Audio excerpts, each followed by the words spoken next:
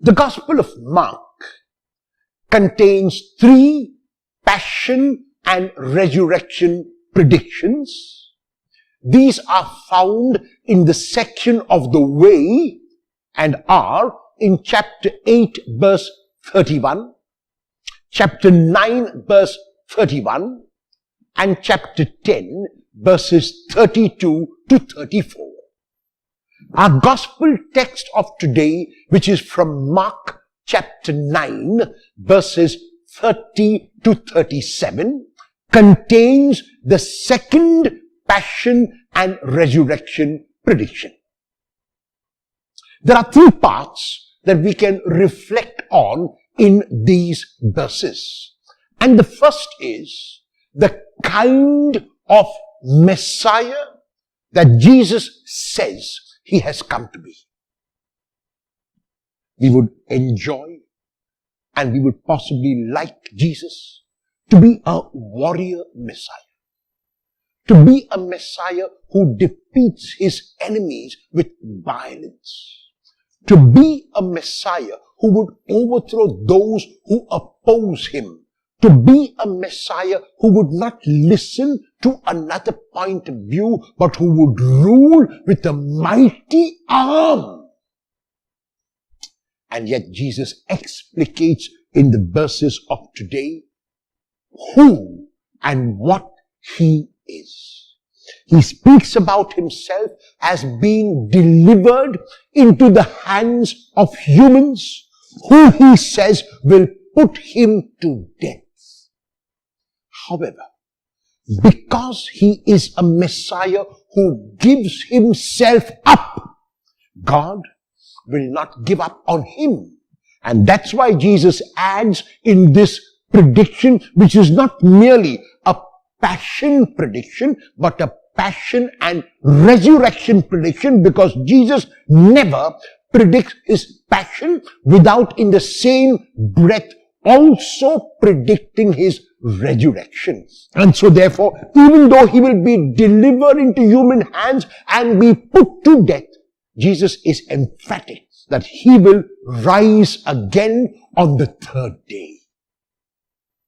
Jesus was a man for whom his food and drink was to do the will of God. Jesus was a man who gave up his ego, who gave up his self, and so was able to follow God's will in his life at every single moment, even at the most trying and difficult moments. Even when it was at great inconvenience to his own person, Jesus never deterred from continuing to do God's will. And today, through this second passion and resurrection prediction, invites us to do the same and to have the same faith as he had. However, in the second part, we behave very much like the disciples, because in the second part of the text of today, we are told that even as Jesus speaks about his passion and death and resurrection, the disciples are totally oblivious of this, because they are discussing among themselves who will be the greatest, who will be the first, who will be the leader. And Jesus hears something of the discussion, though he does not know what it is, and he asks them what they were discussing, but they remain silent, because they know that what they were discussing is totally contrary to what Jesus was proclaiming. It was exactly the opposite of his way of life. Jesus, however, is not upset with them. Jesus, however, is not angry. Jesus gives them in the 3rd part of the text of today a lesson in discipleship. And the lesson is not merely in words, but by placing before them a symbol of God's love, a child. And through this symbol of the child which Jesus places in front of the disciples, he invites them not merely to be spontaneous like the child, which children are, not merely to be innocent like the child, which children are, but more importantly, to be dependent like the child. The dependence is on God.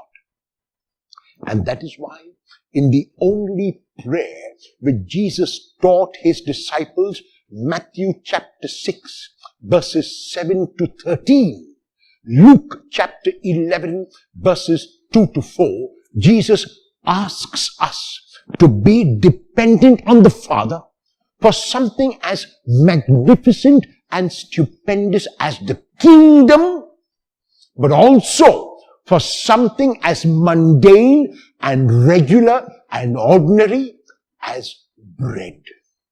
So the child whom Jesus places before the disciples in an example of what it means to be part of the kingdom, he invites them to acknowledge that they are dependent and not independent. They are part of a community of brothers and sisters in the Lord. It is not easy to accept a Messiah who will give his body to be broken and his blood to be shed.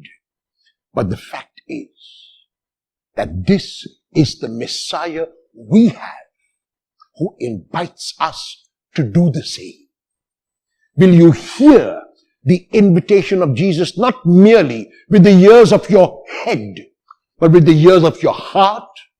And will you respond to that invitation today?